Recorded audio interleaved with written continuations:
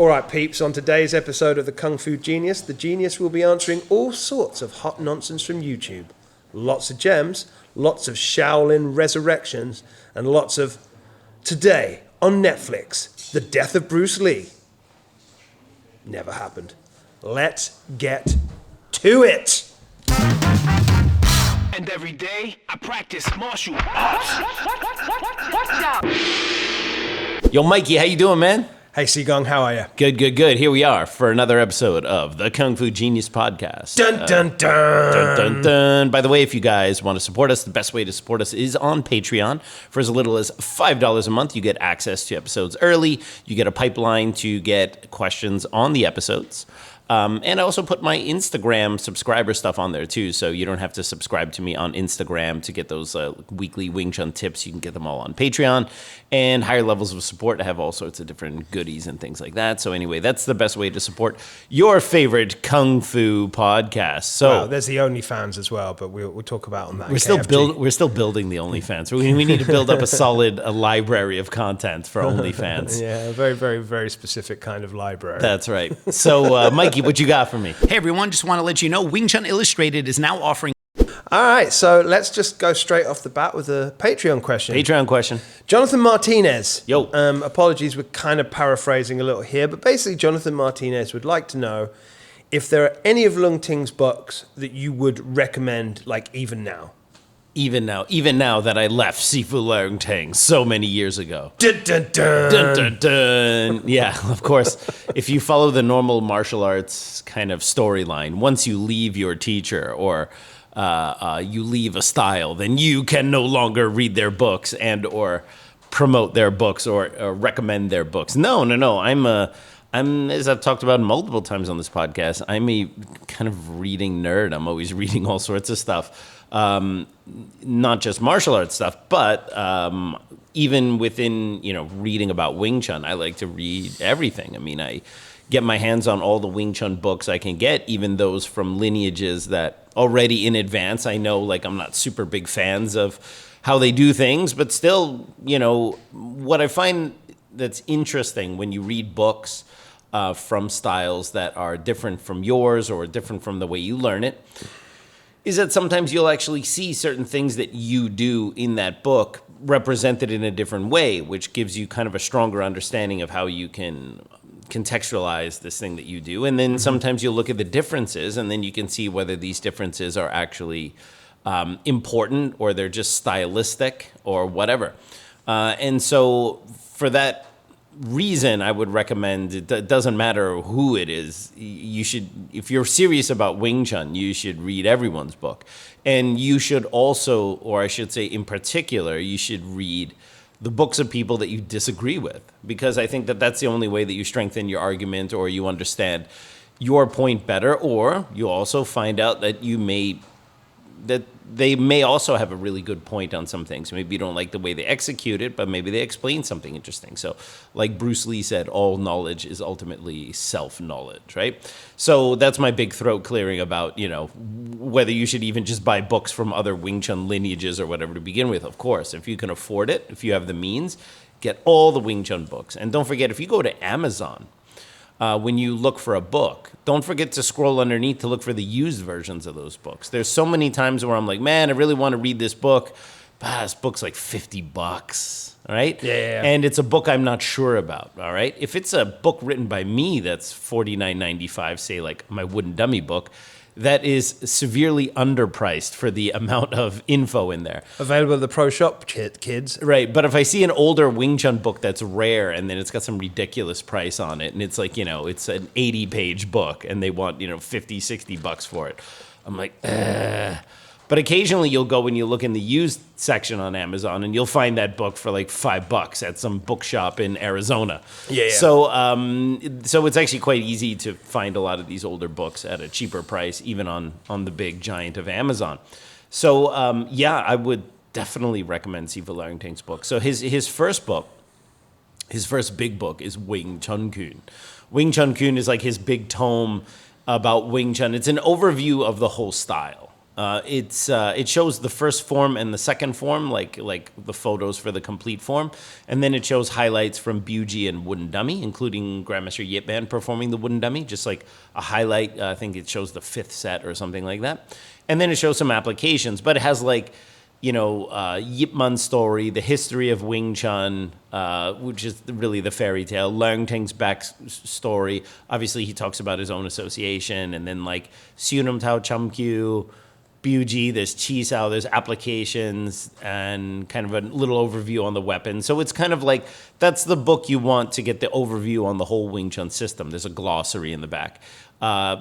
Siva Leungting very clearly copied Masoyama's This is Karate with his Wing Chun Kuen book, which I don't find like a bad thing. I'm not like, dude, that's not calling him out.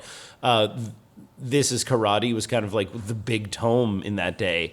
And when you look side by side, if you take a This is Karate and a Wing Chun, Siva Leungting's Wing Chun Kuen, you'd find the color swatch is almost identical. It's got the same type of dust jacket.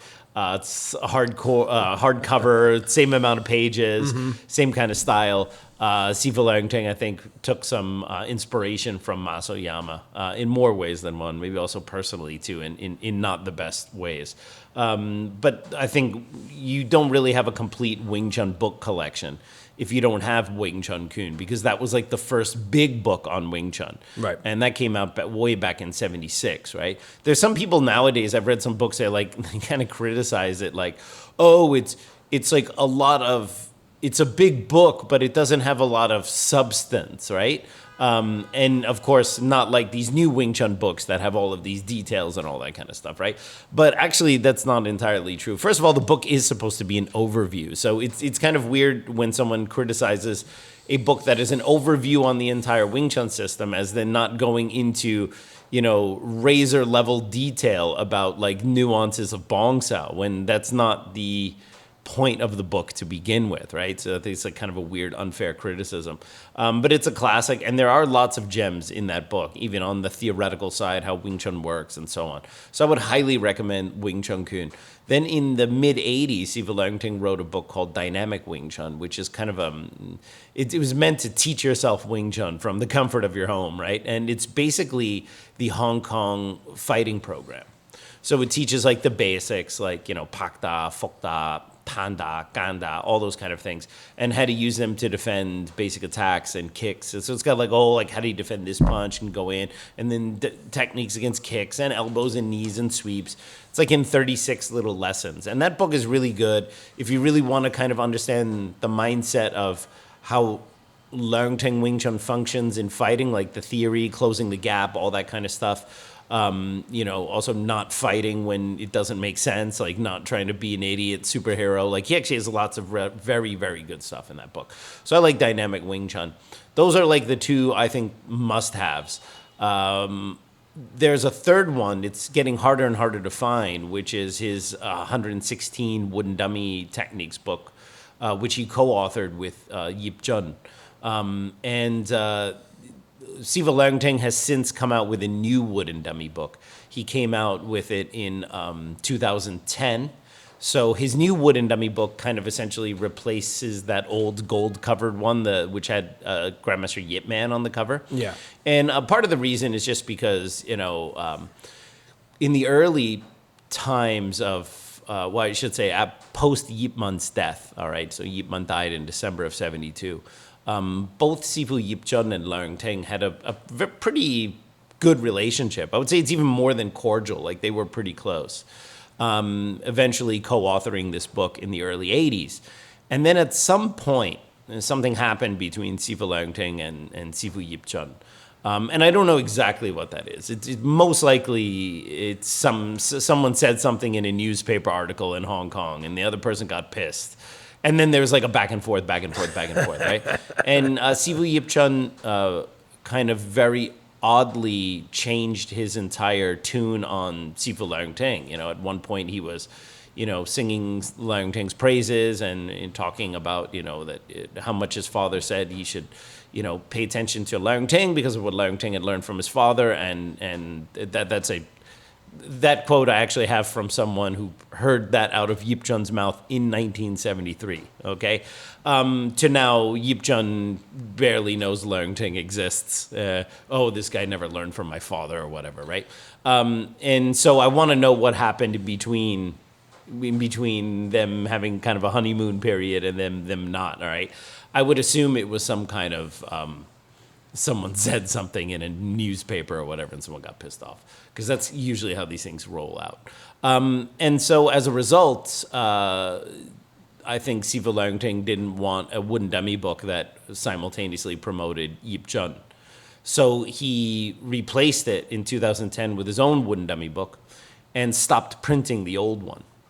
So as a result, now the old gold cover books, so for our Wing Chun old hats listening to the podcast, those books are actually worth a lot of money now. Right. If you start to look for one, you'll see it's increasingly more rare. On eBay, they're starting to go for more and more because you can't get them anymore. Yeah. And I have about 4 or 5 copies of them. Because at the time that Siva Leung Ting stopped printing them, the local martial arts store still had 5 of them.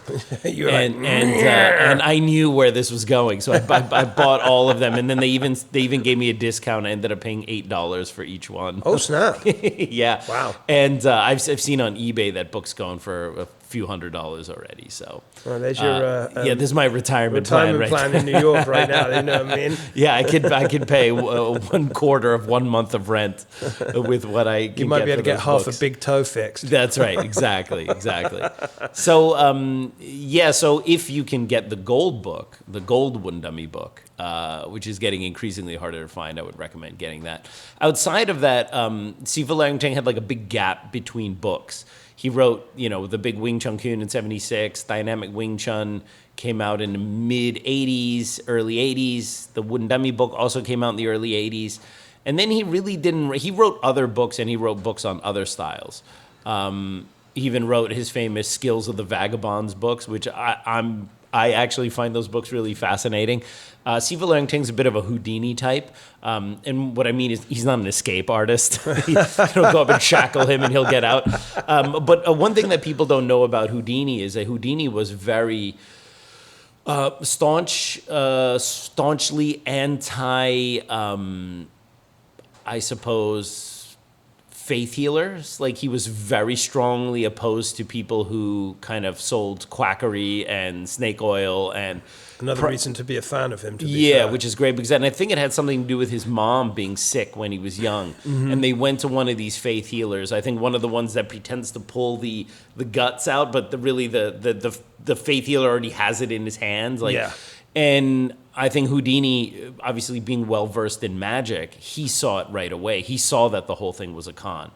And obviously, and I think, and I'm paraphrasing, I may be wrong on this fact, and I think his mom passed away, and that kind of instilled in him this kind of secondary campaign, besides like his magic and everything and his escape artistry, to debunk those kind of fraudsters. Yeah. And Siva Leung Ting is also has a bit of that streak in there, which is funny because a lot of people, they don't know that. They just look at him as some Wing Chun guy, but he's really big on debunking a lot of those fake martial art tricks. Yeah. Like how people, put the spear on their throat and then the thing bends.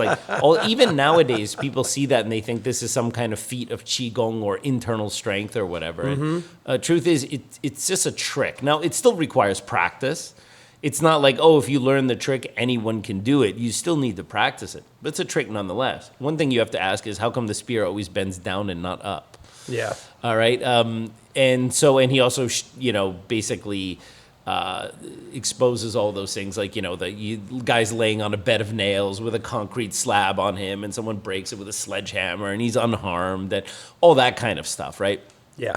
Even into some kind of more magic, like ninja stuff or whatever. And he did 2 volumes of them, and it's basically him debunking all of this stuff. Right. He told me that when he was very young, before he started learning Wing Chun, he had like let's just say, an uncle. Now, I don't know if this is actually like, because in Chinese culture, anyone who's kind of a friend of your parents is an uncle to a certain degree, right? Oh, no, that's British culture as well. Yeah, same as Cubans. Like, the number of cousins I have who are not actually related to me is ridiculous. Oh, the dinner lady. Well, yeah, that's your Auntie Vera. And I'm just like, she serves me lunch every day at school. And so he had some kind of avuncular character in his life when he was very young, who took him to Temple Street in those days, which, by the way, is one of the places I will take people on the ultimate Hong Kong Kung Fu tour. Sign up. And on Temple Street in those days, in the, I presume, the late 50s, they still had what was called Mai Mo. Mai Mo is to sell martial arts, and that they would have street performers who would perform these feats. And so Siva Langting told me that when he was young, he had someone in his life who kind of showed him how all of that was bullshit. And also taught him magic. He said this was his Sifu in magic, who also exposed to him like all the kung fu fakery stuff. So Siva Learning put that stuff in a book. Now, while it's not Wing Chun, I still think it's very interesting. Now, mind you, it's written in the 90s. It's written it's kind of written in a it's illustrated in a comic book kind of way, right. And it's not written like a serious research book, but it's got really good stuff in there. So I would recommend both of the Skills of the Vagabonds books. There's also some cool magic tricks in there if you're into that kind of thing. And then he didn't really start writing Wing Chun books again until the very late 90s, early 2000s, when he came out with Roots of Wing Chun. And Roots of Wing Chun is his attempt to kind of tackle the whole, what is the real history of Wing Chun? Right. And he's got some really good stuff in there, debunking the whole Bodhidharma founded Shaolin bullshit, and or that, somehow an Indian monk brought breathing exercises to monks, and from that sprang kung fu, right? Even the story doesn't smell right when you say it.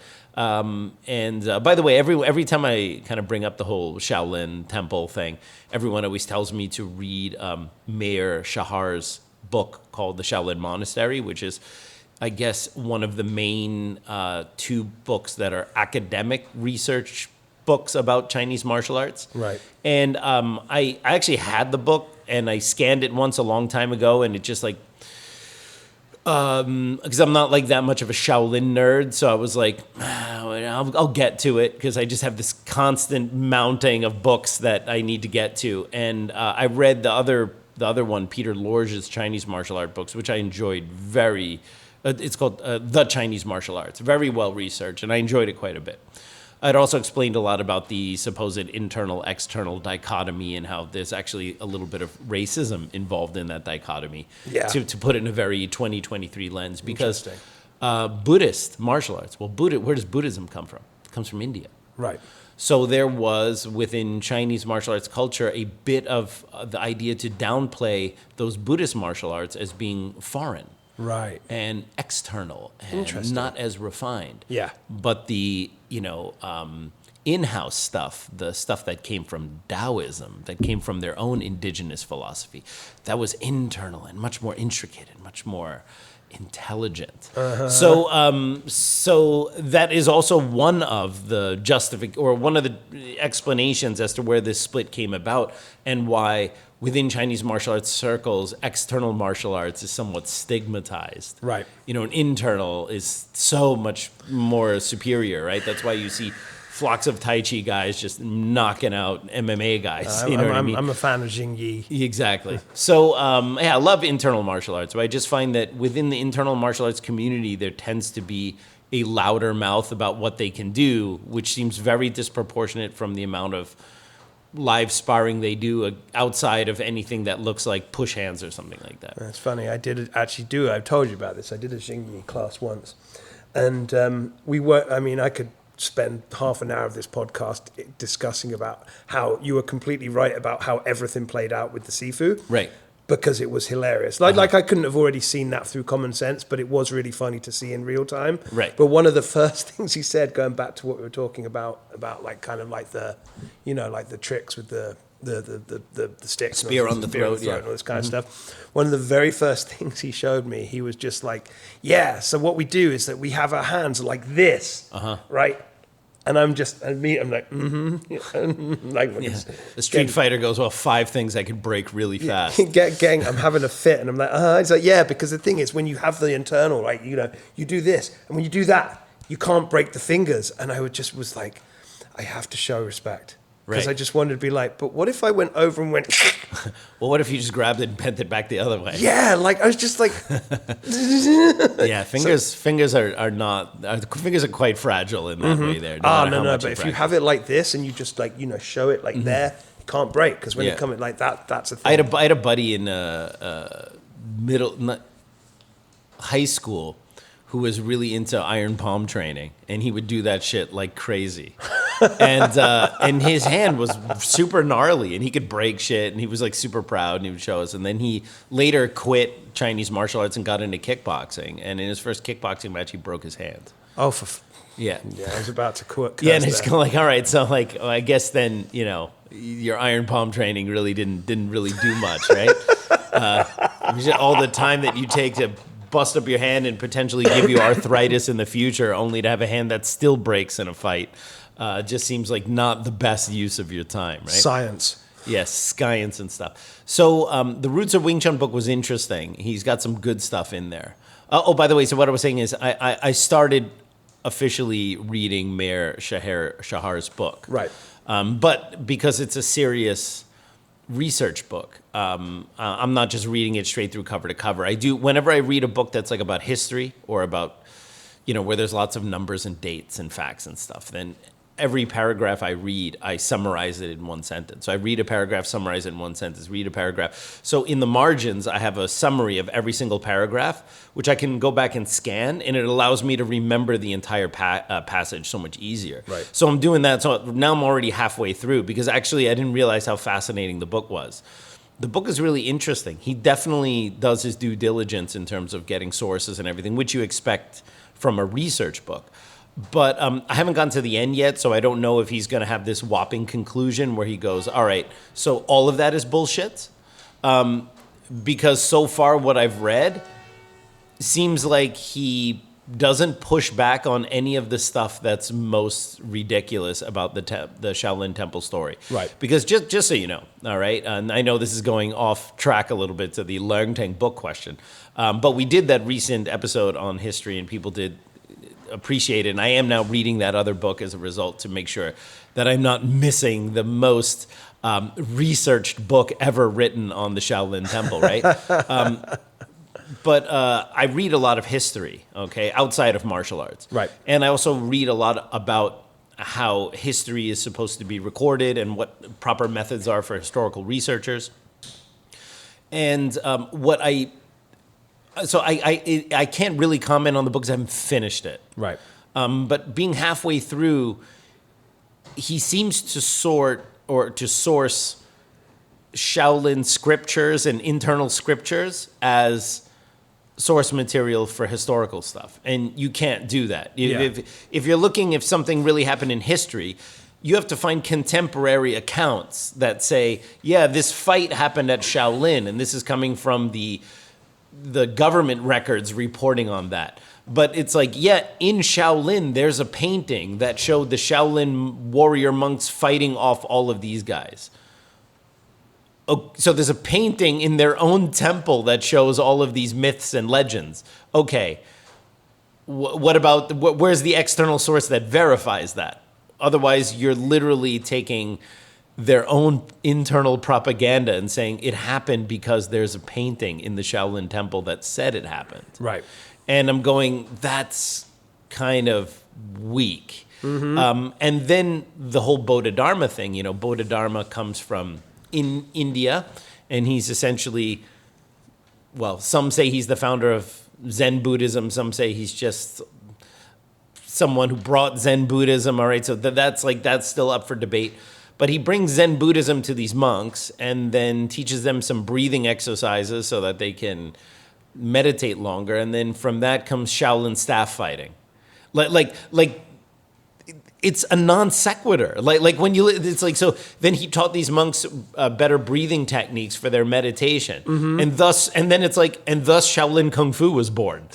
You know, and I'm not saying he wrote it in the book. That's the normal story. But the thing is, when you read the book, it doesn't read any different. Right. And you go, what? That's the part where the record goes, how do you go from, you know, these techniques of mindfulness and learning, you know, how to deal with your your sensory perception of the world, and, you know, trying to take away this division between how you see the world and how you want to see it and how it actually is, which is the whole process of this kind of mindful introspection, right?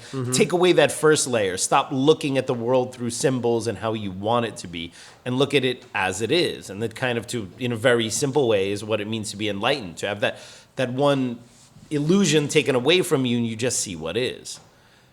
And now we're beating each other with sticks. Like so the thing is, it's like, and I know, I mean, for people who've read it, I'm not saying that's exactly what he said, but then eventually staff fighting came in and all this stuff. But the evidence he always suggests always comes from within. And some of the other books that attest to the Shaolin monks, it's not corroborating what they're saying themselves. Right. And and then there's Bodhidharma's legend grows over the hundreds of years after he dies. Yeah. And it's very clear. You can see this kind of bullshit story in the making. And, you know, he was just a monk who came and then he left. And then now he resurrected. So Bodhidharma's like, let's say in the 500-600 AD time period. But by 1200, so about 600 years later, now that dude is resurrecting. You know, and then it's like, and then he's carrying the one shoe and the other shoe is in the tomb. And then it's like, and then he just puts that in there like, yeah, this is like what they say.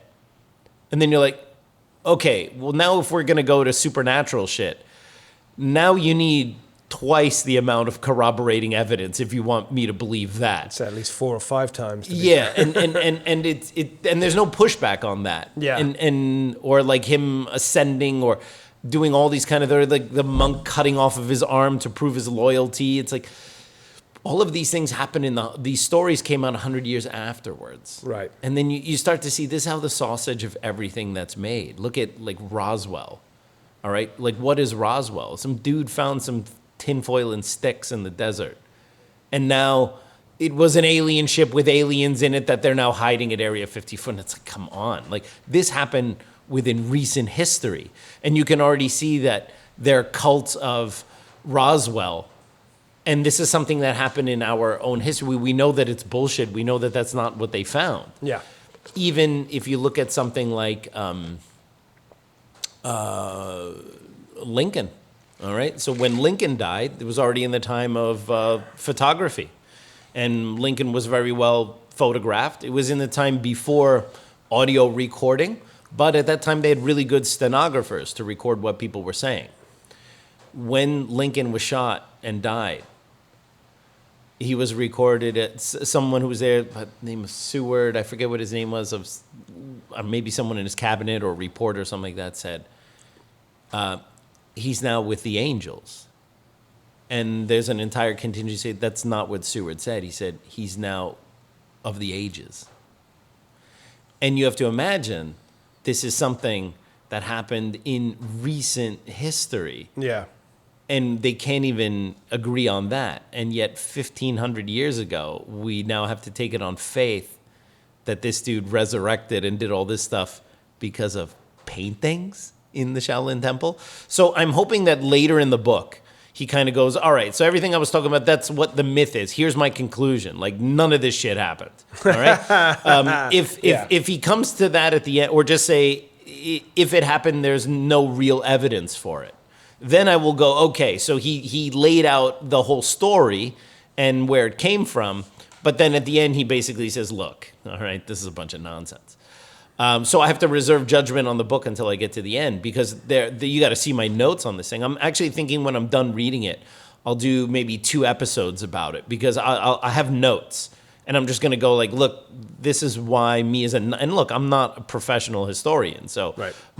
Putting my opinion and throwing my hat in doesn't mean shit because I'm not qualified for it. But I am someone who teaches martial arts for a living. I have read lots of these type of books, and I also read a lot about problematic histories.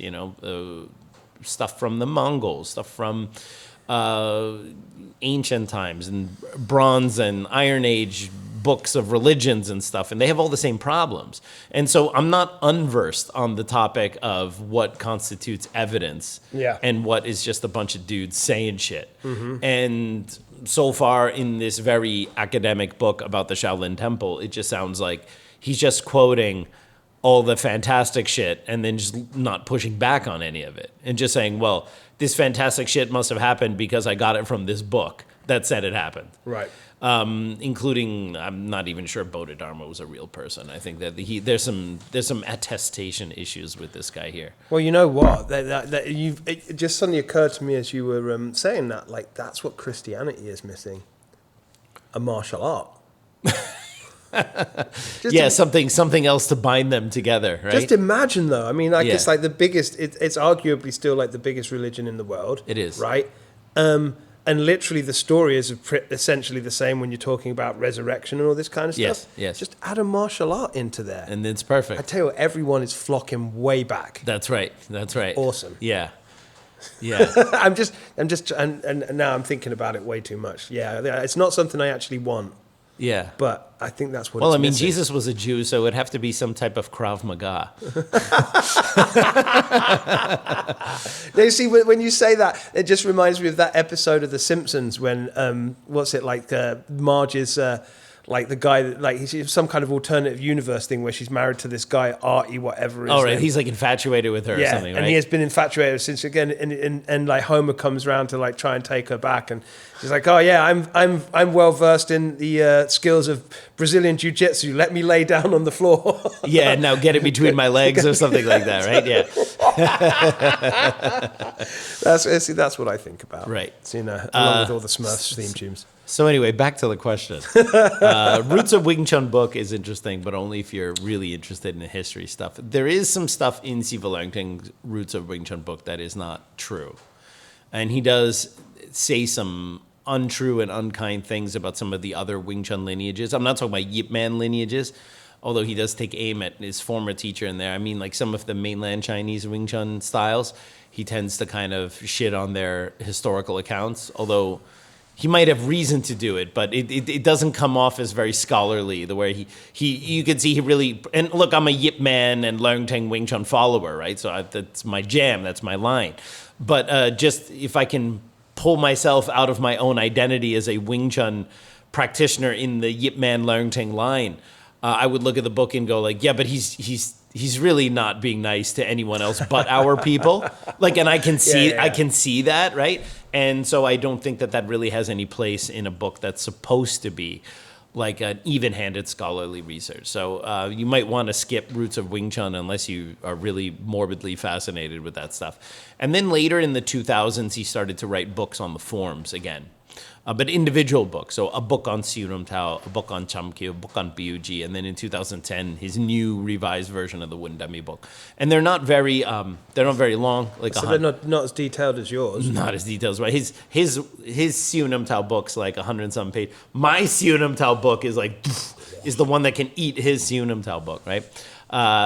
So yeah, but I mean those are pretty good too, and they're pretty cheap. So those, if you're practicing the art, I think you should get those. I've actually gone back and forth about thinking also including them. I used to sell them in our pro shop when I was a representative of Leungting, and now of course I wrote my own books, so I sell my own books. But I was also thinking I could also sell some of his books here too.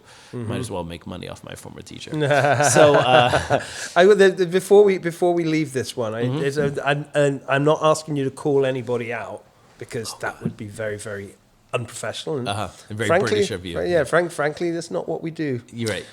It is. No, I'm kidding. You said to read all the Wing Chun books at the very beginning of the question 3 years ago, but really, honestly, all the books, like, because like, let's be honest here, like, just without again calling anybody out. there's some charlatans on the net that might have written books. So would you suggest, well, when it comes to charlatans, usually charlatans don't have the bandwidth to write a book to put their kind of nonsense down. Right. But even then, it's still I still read that stuff, dude. I have ninja books by Ashita Kim. He was like the fakest of all the fakes. How dare you? How dare you? I don't just have his ninja books. I have the books where he purports to talk about the time when he was a secret agent. They're the ones that are essentially romance novels. No, they are. Yeah, it's called The Amorous Adventures of Ashita Kim, and it's I have to read it. Ridiculously funny. Back in the day, one of my very early students, Mikey, who later became a Sifu under me, way back in the IWTA days. He basically came up with Nicole. He was also an actor. Now he's a big stunt man and Avengers Endgame, all that kind of stuff. And he, when he was training with me, he at first he was finishing up at NYU studying acting. So, he did Shakespeare. He did all that stuff, stage act, all that kind of stuff. And when I got Amorous Adventures of Ashita Kim, he used to do readings of it as if it was like some kind of Shakespearean art. God. And then I put my jade stem in her. It's ridiculous. It's ridiculous. Maybe we should... KFG should do a reading of The Amorous Adventures of Ashita Kim. Well, funny enough, I'm going to promote myself for a second. I'm actually dipping my hands back into some theatre myself, or feet, whatever you want to do it, right? Dipping something into it, right? Something in there. And doing an online play reading in mid-May. So if you want me to do the Shakespearean version of The Amorous Adventures of Ashita Kim, we will happily do that for some 10-minute shorts or something. That's amazing. No.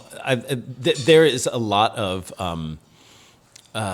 social media potential with turning passages of that book into acting them out. Mm-hmm. At the very beginning, first of all, the book is printed in his basement and it's stapled together. It's like a full sheet of paper folded in half, stapled in the middle, right? Mm-hmm. And at the very beginning, where you normally have the disclaimer. He has a disclaimer there, and he goes it's the funniest disclaimer. And of course, I'm paraphrasing. I haven't opened that book in many years, but it's the names of the innocent were not changed in this book because no one was innocent. And you're reading this, you're oh my God, this is printed in the early 2000s on an inkjet printer and stapled. And this is hysterical. And I think when I ordered 2 books from him, and obviously it's from whatever backwater town in Florida he lives in, right? Yeah. Mm-hmm. And I think he signed them for me. I didn't ask for them, so I'm I have Ashita Kim's signature on this. Fantastic. Well, Gavin, whatever his actual real name is, I don't know, but he's got a half Japanese, half Korean name, and he's a white guy that's already quite sus. Yes. So no, I even bought a Wing Chun book on Amazon, which was It had a fake author. It was a book that was just meant to kind of sell an online program. Uh-huh. It was the chain punching program, and it was made up by some fake. The author's name was fake, and I suspect it was actually a WT guy, and I suspect I know who it is. And it was just a super basic, nothing special, 80-page book on chain punching. Yeah, written by someone with a. I read that book. Just because now I know that book exists. Right. So yeah, I really do read even pretty ridiculous stuff. I have a bunch of books in Chinese on Chinese Wing Chun books. Mm-hmm. I even have a couple in simplified characters, and I can't even start with simplified characters, but I still have them. The pictures are in English. I read the pictures all the time.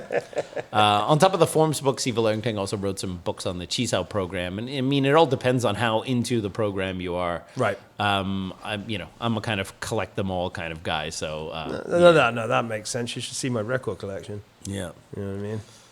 Well, All right. So okay. what else we got? What else do we got? Well, great question, Jonathan Martinez. Thank Right. you very much. Sorry, we paraphrased it. Hey, Kung Fu Genius fans, if you like what we do here, please consider supporting us on Patreon. For as little as $5 a month, you'll get early access to episodes and other goodies not posted on the Kung Fu Genius channel. With higher levels of support, you can get your name in the description, a live chat with me, or at the baller level, you even get your own personal KFG episode with me as my guest. The link to our Patreon page is in the description of this episode below. Patreons have a direct link to chat with me and get first dibs on any questions for Ask Me Anything episodes. Click on the link in the description for our Patreon page for more information, and I'll see you on Patreon. So, let's go over this one. This looks good.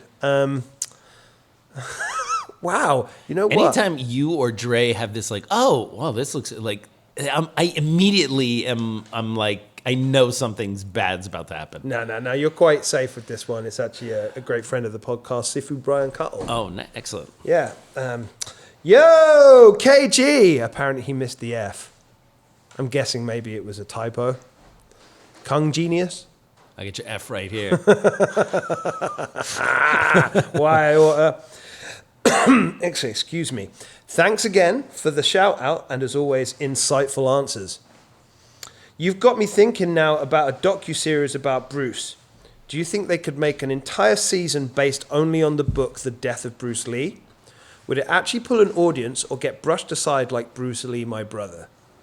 Also, you've given me inspiration for my new school name. Rural Township Red Dragon Fighting Golden Tiger Fist and Black Crane Kicks, a Green Snake Kung Fu Academy School of Traditional Martial Arts Fist Methods and Cultural Center. And dear God, he's actually put the acronym here, which is amazing, in parentheses. See, I got it this time. It's RTRD FGT BCKG SKF so fast, MAFT I thought the acronym was going to be something like, like ridiculous, like it would actually spell a word or something like that. Yeah, I feel like that's the bit that he kind of that's where he checked out on it. Because I think what you could do is just put like little, when acronyms don't often work, they add like little lowercase letters to kind of make a whole word. And right. I mean, I'm not sure how he'd do that, but maybe he would. Oh, and also thanks as always to KFG, Dre, Mikey, and Andrew. Can't wait for the next episode. Yo, thank you. So, let me see here. A docuseries based on the death of Bruce Lee. Well, I mean, there are, anytime you do anything with Bruce Lee, there's always a fan base there that's going to eat that up, regardless of whether it's pro Bruce Lee or neutral or even a little against. You always have a built-in audience, whether that should be made or not. See, like in my own fantasy world where I have that idea, like, yeah, someone is going to do a truthful docuseries on the death of Bruce Lee, including like the May 10th event. Basically, tell us everything that happened from the beginning of 1973 until he dies in July. That would be a docuseries, kind of like the decline of Bruce Lee. Mm-hmm.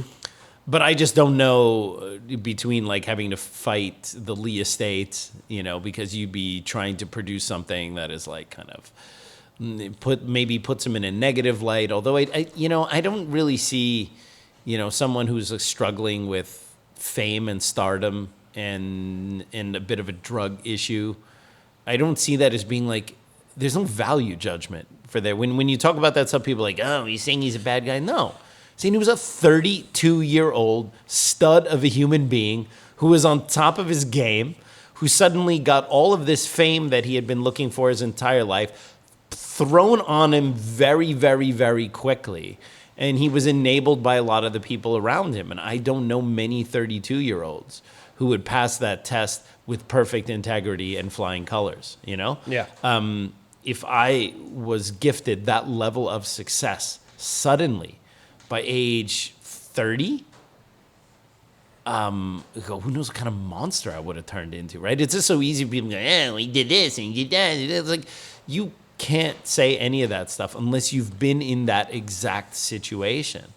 And there are very few people that have cultivated their hobby or their life's passion to such a degree that by the age of 30, they suddenly get publicly heralded for it to such a degree that they become an iconic star with all of the trappings of being famous. Even Sterling Siliphant, who's a famous screenwriter, Bruce Lee student, said, there was nothing about Bruce Lee's hubris or arrogance or inability to handle being a celebrity that another 2 or 3 years wouldn't have fixed. Yeah.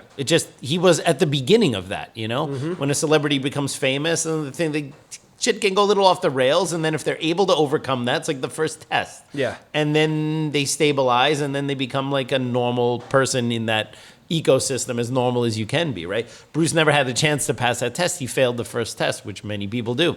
Yeah. So I don't see that as being a value judgment because people go, Bruce Lee was so philosophical, was so deep and introspective about martial arts. Therefore, there seems to be a mismatch with his level of being, to a certain degree, a public intellectual about martial arts, but then just being such a dude in his private life. Yeah. And I think that that's the mismatch that people have a real difficulty reconciling. The people are complicated. You can be an absolute, stud in your field of expertise. You can be an absolute intellectual with all the arguments, and you know how to handle and explain everything perfectly in an erudite fashion, and still have a penchant for partying and all sorts of wild stuff. All right. And I see that as being kind of normal, especially for someone his age. And everyone, they don't like it because of the view of a martial arts master being someone who's in control of every aspect of themselves. And, yes. I'm going to say, sorry to interrupt. You know what it is, though? It's like for something like that, that's not really the audience. Because the thing about it is that we're not the demographic that's headed towards. Like, because they'll promote it as us being the demographic we can finally see, the last, like from the 73 out like that, But it turns into something like the O.J. Simpson trial or like the death of Versace. Versace, right? Yeah. Like where it's like, oh, this is like dramatizations written on, conversations and stuff across like however many months and everything, right? Right. That's for your casual observers. That's for your beardy listeners. Yeah. Because they're the ones that are going to watch it and go, this is amazing. Like, and the sad thing to say, especially with something like this, is that with anything, right, the amount of people that are like so like kind of nerdy and like so invested in this person, right? We're in a minority. Really, you know what I mean? Like we can scream and bitch about it on Twitter about how like it's so terrible and blah blah blah. But Once Upon a Time in Hollywood is a great example of that, right? Yeah. We know like Tarantino clowned Bruce Lee in a pretty terrible kind of way, right? The majority of people are going to have looked at that and go, "Wow, I never knew this happened," even though the film itself is a dramatization of something that never happened, right? Right, exactly. You know what I mean? Exactly. And when all's said and done, they're the ones that are spending the money. Yeah. And that's what makes it sad, which is why you and I can pontificate about how, like, we shouldn't do this, but someone might come up with it. Yeah. And Shannon, I'm sure, will sign off on it. No, I don't think Shannon won't sign off on anything really about her father's death. Right. Of course she won't, because then or anything that even has a slight allusion to his affairs or anything like that. I mean, just look, I can't mention who, but like they're biographers that I know that, when they write a biography about Bruce Lee, and the Lee estate is kind of on board-ish until that biographer goes, yeah, I'm also going to interview Betty. And then they're like, okay, we can't endorse your project. That's crazy. So all these years later, it's like, we really going to pretend that this didn't happen, or like that Bruce was some kind of saint? And why? Why does everything have to be looked through like a 2023 lens or something like that?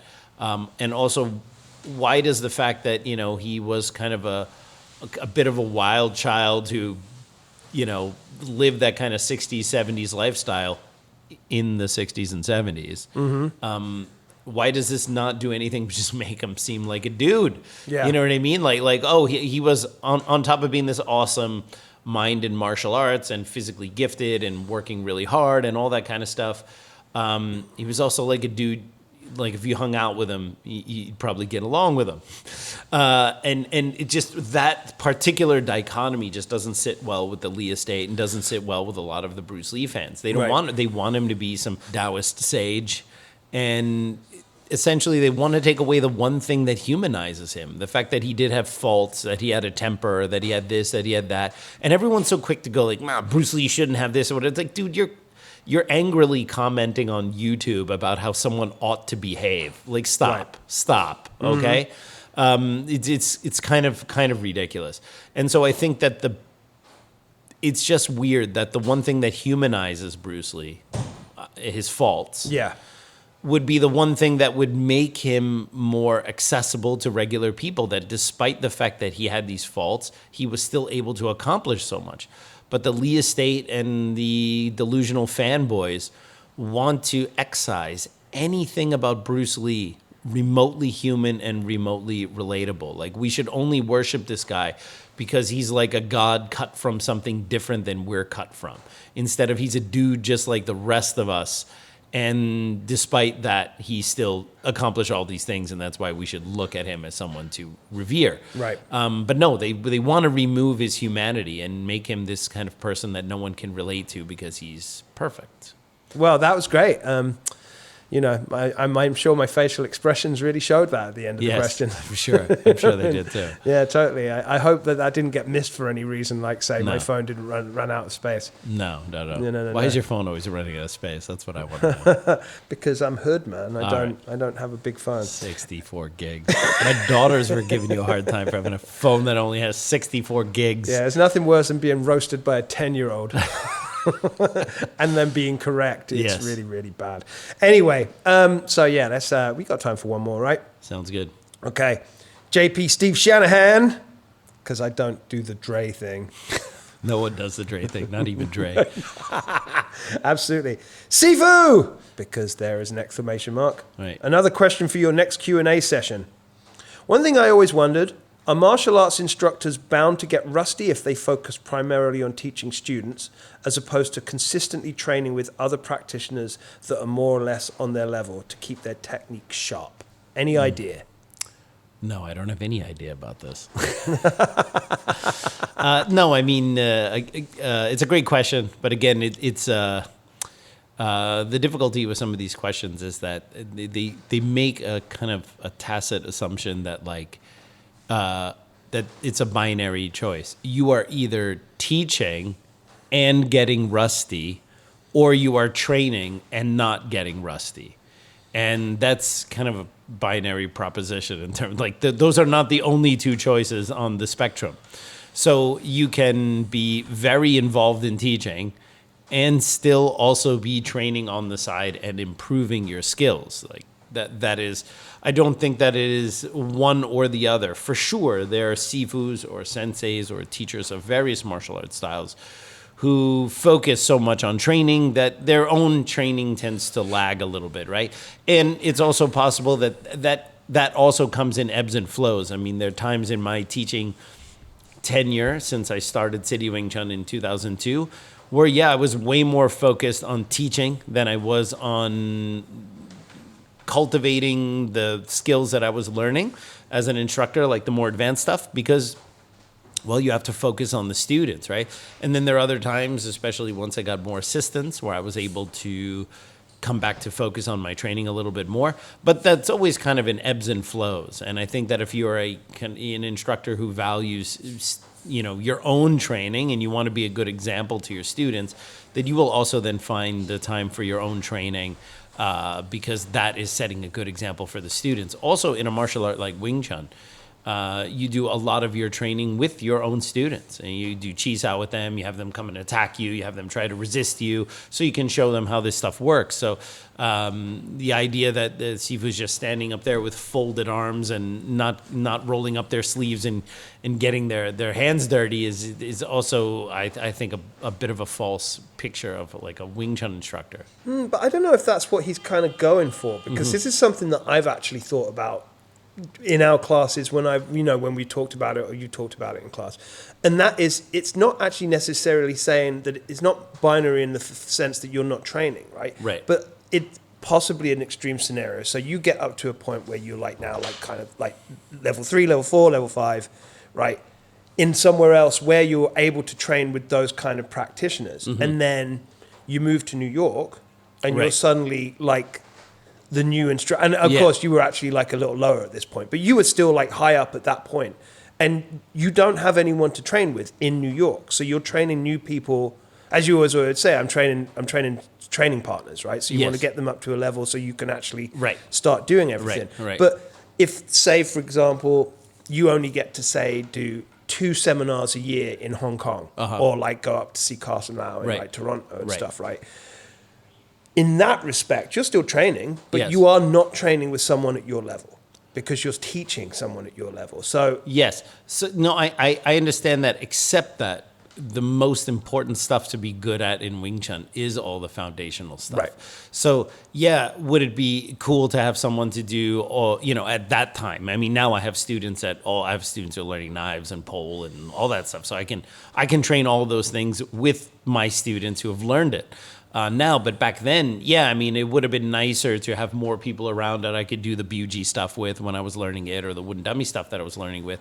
Or learning at that time. But between all the seminars that I had here at City Wing Chun, I had Sifu Larrington coming twice a year, I had Sifu Carson Lau coming twice a year. And because it's New York, I constantly had visitors coming who are from Europe, who are already my level or even higher.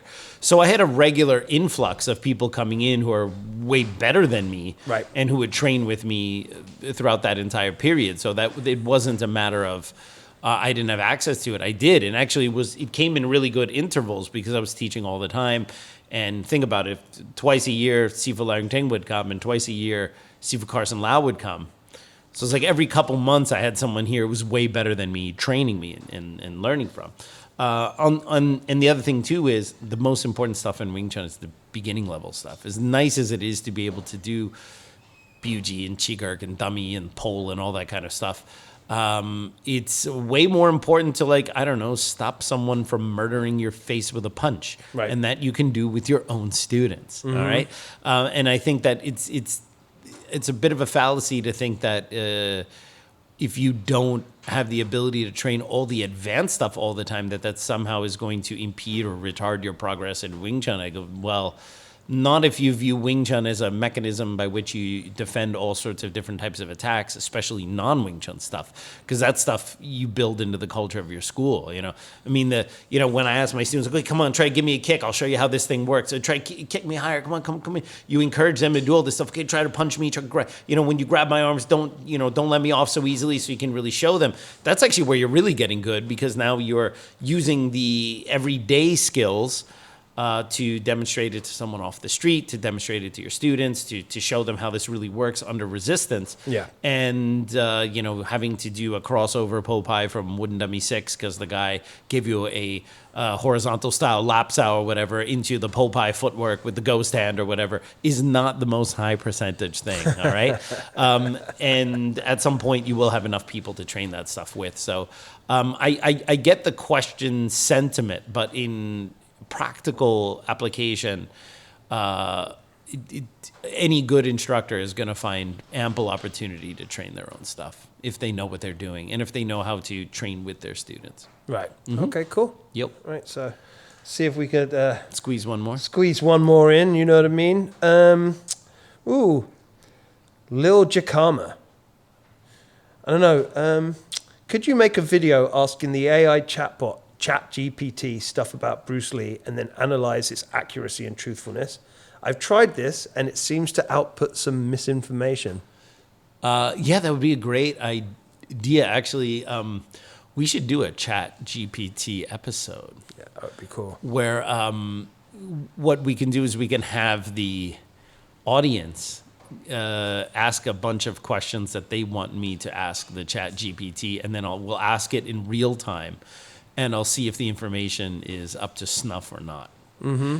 It's interesting. I asked who is Sifu Alex Richter, and it was like Sifu Alex Richter is a Wing Chun instructor in the Larrington line, and everything was fine. And then there was this line like he is the founder of, and then it was like the Bamboo Forest Wing Chun Association, and I was like, what?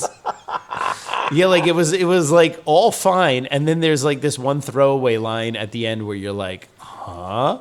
What is that? Wow. Like, where does that even come from? Because it's not like a mistake that is somehow reasonable. Like, I used to be part of the Bamboo Forest something Wing Chun club, right? Or I taught a high profile student of the so that somehow you could see where like the AI would have gotten this name misinterpreted from something else, right? But it's just like wholesale, whole cloth, like made up nonsense. And I'm like, what? Like, where did that even come from, right? Yeah. So interesting. Maybe we can do an episode like that if you guys have questions that you want me to ask ChatGPT live, and then I'll see, like, if the answers are up to snuff. My suggestion is don't try to do it, like, don't ask the question yourself, because every time you ask it, it'll give you a different answer. Yeah. So, like, whatever answer it gives you is not necessarily the answer it would give me live on air. So go ahead and write in the comments below and put in the comment Chat GPT so that we know that that's what you're talking about. If I have at least like 4 or 5 questions, I'm sure we can do a whole episode on that. So I would look forward to doing that. So great idea, great suggestion. We can definitely do that. And that's all I got to say about that. All right, everyone. Well, I hope you enjoyed that episode of the Kung Fu Genius. As always, don't forget to subscribe to the Kung Fu Genius, hit that bell for notifications, and if you have any questions for a future episode of the Kung Fu Genius, put them in the comments below. And if you have a Chat GPT question, go ahead and write Chat GPT in the comment and put in your question there for that episode. And as always, I'll see you guys next time. Word is I'm a kung fu genius. Technique speaks for me, not lineage. Forget Jet Li, cause I'm the one. Many call me seafood, but to you I'm sea gung. And I produce masters. You surpassed us. Your kung fu stiffer than corpse and caskets. City Wing Chun is the house I built. Violate the gate and your blood gets spilt. Alex Richter, always the victor. All right, here we go. We're recording audio? Yes, we are. All right, 1, 2, 3, bam! He's got the clap. All right, never. Except never for let the me ones slip. that we don't talk about that. If I slip, then I'm slipping. All right? It's all right. Andrew Lynn had it multiple times. Okay. Here we go. I'd like to say I'm sorry, Andrew, but I'm Yes. not, because I'm a terrible human being. Okay, cool. Lots of gems. Lots of Lots of Shaolin resurrections. Shaolin erections. All right, peeps, on today's episode of the Kung Fu Genius, the genius will be answering all sorts of, oh my God, answering?